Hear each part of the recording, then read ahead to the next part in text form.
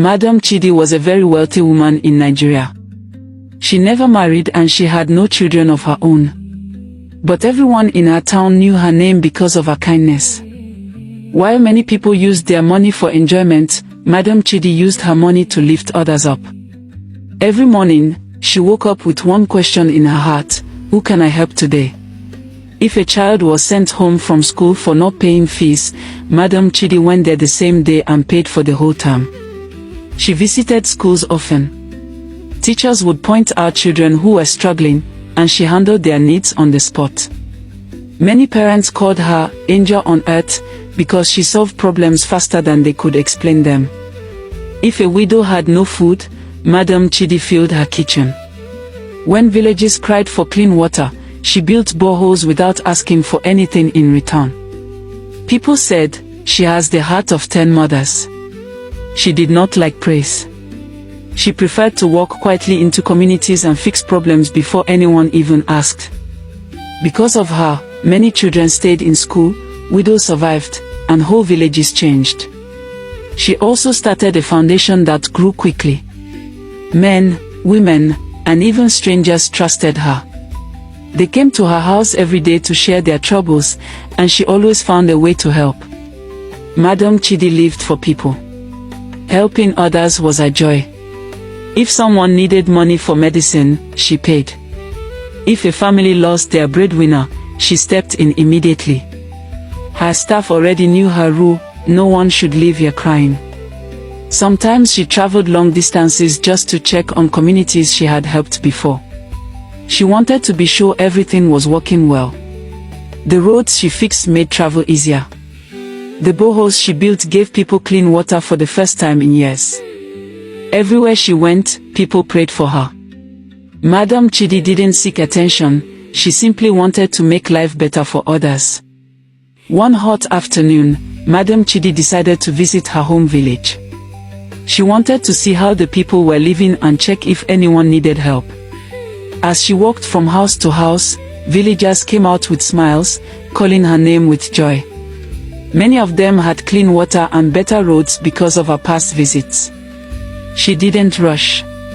She stopped to greet the elderly, listened to mothers talk about their struggles, and checked how the children were doing in school. Her notebook was always in her hand, and she wrote down every problem she saw.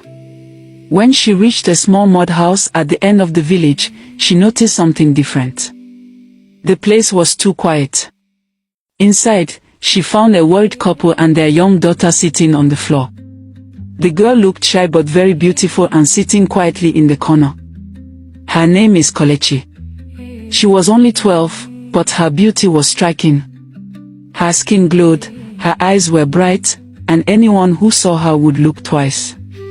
The parents explained softly that they were too poor to send Kelechi to school. She stayed at home every day, helping with chores while other children learned. Madam Chidi watched the girl closely. "Do you want to go to school?" Madam Chidi asked gently. Kelechi nodded once and Madam Chidi's heart softened. She knew she could not leave the girl in this condition. Without thinking twice, she said, "Pack her things. She's coming with me." The parents burst into tears of relief. Kelechi simply stood up, ready to follow. Kelechi settled quickly into Madam Chidi's large house. She was quiet but always close to Madam, following her like a shadow. People who visited noticed her beauty immediately.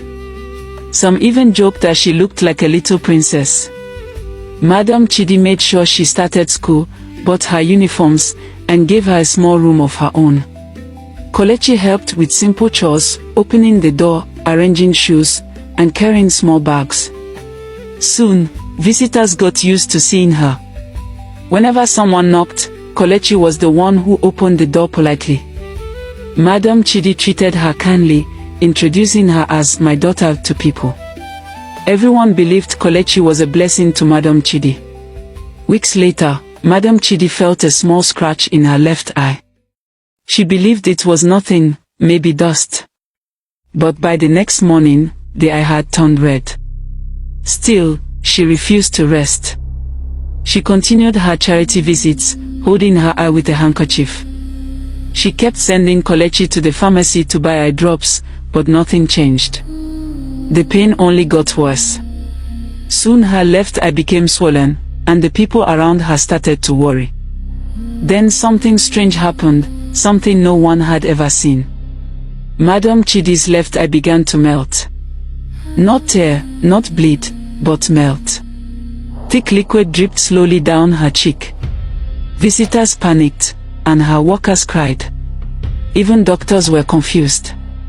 They ran tests and scans but found nothing. "It's impossible," one doctor whispered.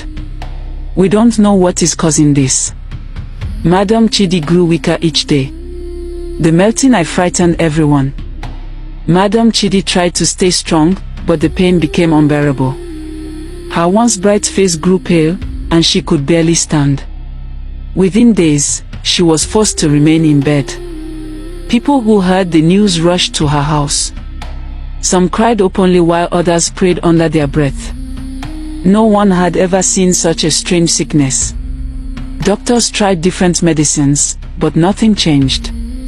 The eye continued to melt until there was nothing left. Madam Chidi was now blind on one side and too weak to walk. Her body shook with fever, and she hardly spoke. The villagers whispered, "This is not ordinary." Her foundation members took turns caring for her. The widows she once fed gathered outside her room day and night, crying and begging God for mercy. When Madam Chidi's condition became worse as the pain moved to her right eye, the widows she had helped refused to go home. They moved into her compound, sleeping on the floor and crying day and night. They prayed loudly, calling God to save the woman who had saved them so many times. Her room was filled with the sound of their cries. Some held her hands. Others knelt beside her bed, begging God to heal her. They refused food and water, saying they would not eat until she got better. Meanwhile, Madam Chidi lay still, breathing weakly, almost lifeless. Her right eye closed halfway as if it was also losing strength. Around midnight, the widows were still crying and praying when something shocking suddenly happened. Madam Chidi, who had been lying weak and cold, suddenly sat up straight. Her eyes opened wide. "I'm well," she shouted. "I can see. My sight is back." She jumped up happily.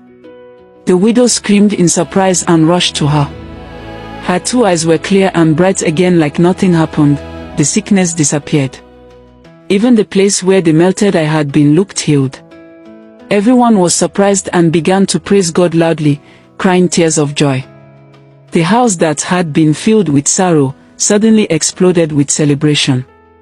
But the joy did not last long when a new piercing scream broke the night and filled the house. "My eyes!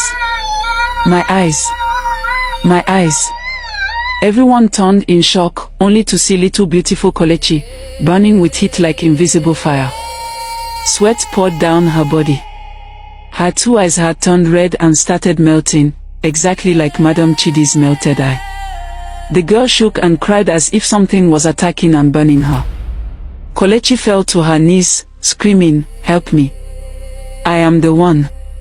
I caused Madam's sickness. I took her eye and sat on it in the spirit world." People shouted in fear. The widows covered their mouths. Madam Chidi stared at her in disbelief and asked, "Why, Kelechi? Why would you do this?" At that moment, the truth became clear to everyone in the room. That when God blesses someone who helps others, no evil power can stop their destiny. Be careful who you bring close, for some smiles hide wickedness. Goodness brings protection. Wickedness brings punishment. Not every child you rescue came to be rescued, some came to destroy.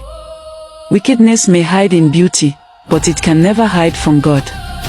The whole house understood that Madam Chidi survived because her heart was pure, and heaven fought for her.